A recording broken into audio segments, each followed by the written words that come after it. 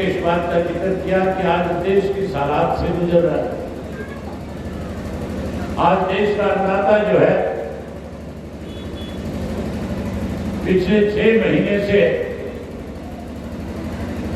किस तरह से उस अन्नदाता को देश के अलग अलग हिस्सों पे बैठ करके आंदोलन करने पर मजबूर किया जा रहा है। और देश के अंदर इस कोरोना की जो महामारी थी, जब प्रदेश में लॉकडाउन चल रहा था, किस तरह से प्रदेश की सरकार ने 9 बड़े घोटाले करके इस प्रदेश को लूटने का काम किया। इन सब बातों का जिक्र मेरे से पहले बोलने वाले साथियों ने किया। मुझे याद है जब कृषि के काले कानून बनाए गए थे और कानून भी इस ढंग से लेकर के आए थे, देश के अंदर कहीं कोई इमरजेंसी हो, देश में कहीं कोई हालात खराब हो जाए, उन हालात के अंदर देश पे कहीं कोई भारी खतरा मंडराने लग जाए, उन हालात के अंदर कैबिनेट की तरफ से राष्ट्रपति के नाम एक अध्यादेश लेकर के जाया जाता है और उस अध्यादेश के माध्यम से सरकार को शक्तियां मिल जाती है और उस कैबिनेट के फैसले को अध्यादेश के रूप में लागू करके कानून का अमली जामा पहनाने का काम किया जाता है। साथियों, हैरानी की बात है, कोरोना की बीमारी चल रही थी, देश और दुनिया के अंदर भय का माहौल था, डर का माहौल था, लोग भयभीत हो रहे थे। हम रोजाना अखबारों में, टेलीविजन में जब खबर देखते थे, अमेरिका में हजारों लोग एक दिन में कोरोना की महामारी की वजह से मरे, इंग्लैंड में मरे, इटली में मरे, फ्रांस में मरे, पूरी दुनिया के अंदर इस तरह के हालात पैदा हो गए थे कि हॉस्पिटलों के अंदर कहीं कोई जगह नहीं थी। हमारे देश में केवल 500 से 700 मरीज उस वक्त में थे। देश के प्रधानमंत्री ने लॉकडाउन लगा करके जहां लोगों के अंदर भय का माहौल पैदा किया, वहीं कैसे इस जमीन से किसान को बेदखल किया जाए, इसके लिए एक अध्यादेश लाने का काम किया। अध्यादेश जब आया था, जब उसको टेबल किया गया, जब पब्लिश किया गया, हमने सबसे पहले उसका विरोध करके और हरियाणा प्रदेश के जिला के हेडक्वार्टर के ऊपर जा करके डिप्टी कमिश्नर के माध्यम से देश के प्रधानमंत्री को एक ज्ञापन सौंपने का काम किया था कि आप इन अध्यादेशों को वापिस लो।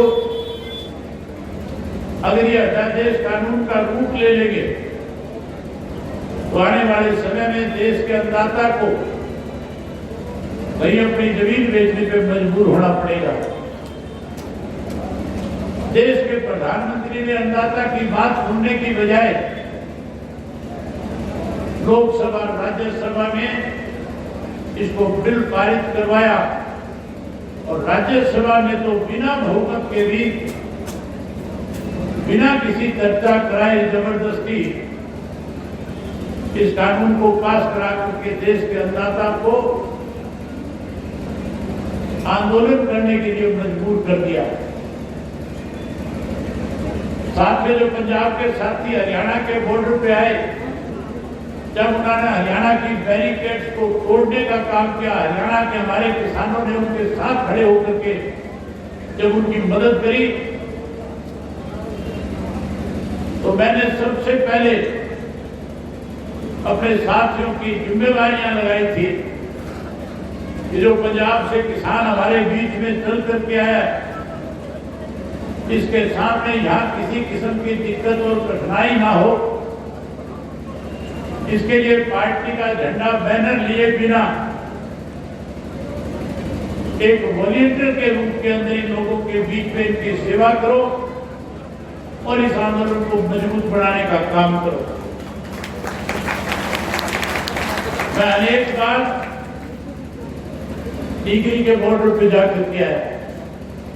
सिंगू के बॉर्डर पे होकर के आया, गाजीपुर के बॉर्डर पे गया और मैं शाहजहांपुर और पलवल जाकर के आया। हैरानी की बात है, हमारे बड़े बुजुर्ग हमें पहले बताया करते थे कि देश की आजादी के बाद जब पाकिस्तान हिंदुस्तान से अलग हुआ तो कहते थे कभी अमृतसर जाओ तो वाघा का बॉर्डर देख करके आना। हमारे यहाँ बॉर्डर थे, चाइना के बॉर्डर थे, पाकिस्तान के, नेपाल के, भूटान के। लोग उन बॉर्डर्स को देखने जाते थे और बॉर्डर के दूसरी तरफ अपना कदम रख करके कहीं ये कहते थे कि आज मैं विदेश होकर के आया। लेकिन आज हालात दूसरी तरह के इस देश के हैं। आज देश का, आज दुनिया का पूरा जो ये आपका प्रेस का आदमी है, मुझे याद है 26 जनवरी के दिन 200 से ज्यादा मुल्कों के लोग दिल्ली के चारों तरफ के बॉर्डर पे निगाह लगा करके बैठे थे। वो इसलिए आए थे कि जो किसान है, जो दिल्ली मार्च करने जा रहा है, किस तरह के हालात दिल्ली के होंगे वो अपने कैमरे में कैद करके दुनिया को दिखाना चाहता था। बधाई देता हूं देश के उन अन्नदाताओं को, उन आंदोलनकारियों को, उस आंदोलन को चलाने वाले लोगों को कि जब दिल्ली के अंदर अपने ट्रैक्टर लेकर के लाखों की संख्या में लोग गए, कहीं कोई छोटा मोटा एक भी व्यक्ति ने उनके खिलाफ ये शिकायत नहीं दर्ज कराई कि लाखों किसान आए थे, कहीं हमारा कोई छोटा मोटा नुकसान करके गए, बल्कि उन किसान साथियों ने दिल्ली में बैठे लोगों को एक मैसेज दिया कि सरकार जो है आज जानबूझ करके देश के अन्नदाता को भिखारी बनाना चाहती है और देश का अन्नदाता जो है इस देश को आत्मनिर्भर बनाना चाहता है। साथियों, जहां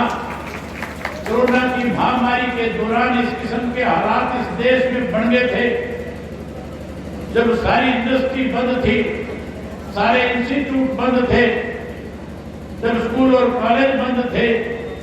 गांव के अंदर छोटी मोटी दुकान नहीं थी, कि ऐसे हालात पैदा हो गए थे कि गांव में बुजुर्ग आपस में बैठ करके जिस हुक्के से अपना टाइम पास करते थे,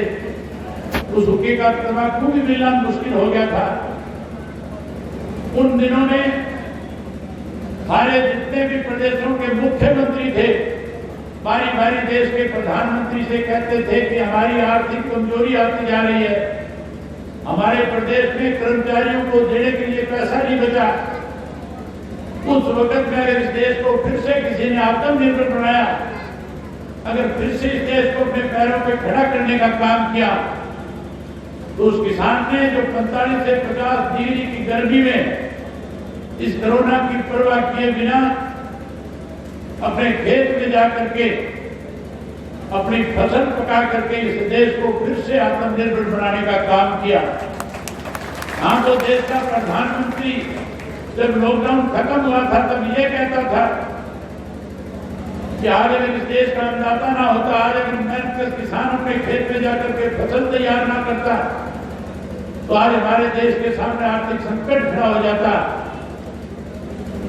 इस किसान ने इस देश को आर्थिक रूप से मजबूत किया। देश के प्रधानमंत्री नरेंद्र मोदी ने इस कोरोना की आड़ के अंदर 3 कृषि के ऐसे कानून बनाए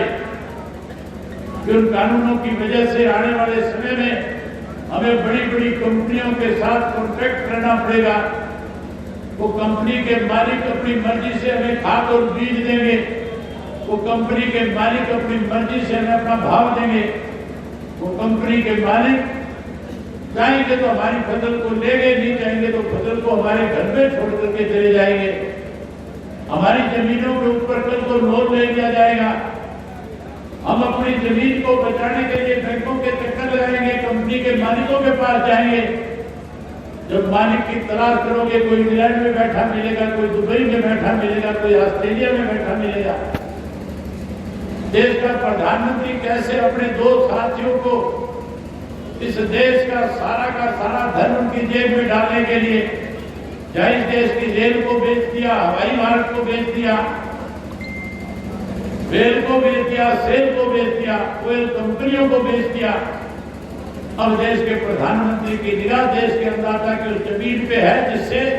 इस देश को आर्थिक मजबूती मिलती है। इसलिए साथियों, लगातार किसान साथी जो है, मेरे से पहले जैसे बताया गया, हमारी बहुत सारी माताएं और बहनें अपने 2-2 महीने के, 7-7, 6-6 महीने के बच्चों को लेकर के बैठ करके उस आंदोलन का हिस्सा बनी हुई है। वही हमारे बड़े बुजुर्ग जो 85 साल की उम्र में है, जो आज घर में होने चाहिए थे, वो अपना घर बार छोड़ करके आज उस आंदोलन का हिस्सा है। जिस किसान को आज अपने खेत पे होना चाहिए था, आज उसने अपना घर बार परिवार छोड़ करके देश के प्रधानमंत्री को कैसे उसकी बात उसके कान तक जाए, कैसे उस प्रधानमंत्री को ये बात समझ में आए कि आज अन्नदाता परेशान है। अगर इसको ज्यादा परेशान किया तो आने वाले समय में देश फिर कहीं बर्बादी के कगार की तरफ चल पड़ेगा। लेकिन साथियों, देश का प्रधानमंत्री टस से बस नहीं हो रहा, उल्टा देश का प्रधानमंत्री किसान का मजाक उड़ा रहा है। बड़ी हैरानी की बात है, राज्यसभा में जब राष्ट्रपति के अभिभाषण के ऊपर अपनी बात कह रहा था, हम ये मान के चलते थे कि राज्यसभा की शुरुआत जब होगी उससे पहले जहां शहीदों को श्रद्धांजलियां दी जाती है, चाहे वो देश के स्वतंत्रता सेनानी होते हैं, चाहे वो देश के सैनिक होते हैं, चाहे वो देश के कोई राजनेता होते हैं, चाहे कोई साहित्यकार होते हैं, कोई भी किसी भी संस्था से जुड़ा बड़ा व्यक्ति जब मरता है तो फिर उसको राज्यसभा में, लोकसभा में, विधानसभा में श्रद्धांजलि दे करके उस विधानसभा और लोकसभा को शुरू किया जाता है। मैं देख रहा था, मैं तो ये मान के चलता था कि देश का प्रधानमंत्री 200 से ज्यादा जो किसान आज इन बॉर्डर्स के ऊपर बैठ करके जिन्होंने शहादत देने का काम किया है, कहीं उनको श्रद्धांजलि देगा, उनको नमन करेगा। लेकिन साथियों, किसान को श्रद्धांजलि देना तो दूर की बात, कैसे किसान का मजाक उड़ाया जाए, इसके लिए जब अपना भाषण दे रहा था, जब अपनी बात राज्यसभा में कह रहा था, तो कह रहा था कि तो आंदोलनकारी जीवी है। कैसे किसान को जीवी कह करके, जिसने इस देश का पेट भरने का काम किया, जिसने देश को मजबूत बनाने का काम किया, प्रधानमंत्री ने मजाक उड़ाने का काम किया। मैं आप लोगों से कहूंगा, जहां आपने 4 प्रस्ताव पास किए, ये भी प्रस्ताव पास करो आप कि देश के प्रधानमंत्री ने जो किसान को अपमानित करने का काम किया है, उसके लिए देश का प्रधानमंत्री देश के किसान से माफी मांगने का काम करे। साथियों, किसान का मजाक उड़ाया, शायद इस देश के प्रधानमंत्री को इतना ज्ञान नहीं, शायद इस बात की जानकारी नहीं। किसान जो है कभी किसी के साथ कोई छेड़खानी नहीं करता। किसान केवल और केवल अपने खेत से मतलब रखता है। किसान की निगाह सिर्फ अपनी फसल पे होती है कि कैसे मैं इस फसल को अच्छी तरह से पकाऊं, कैसे बाजार में अच्छे भाव इसको बेच करके आऊं, कैसे अपने बच्चों का पालन पोषण करूं। देश का किसान ईमानदारी के साथ इस देश को आर्थिक रूप से मजबूत करता है।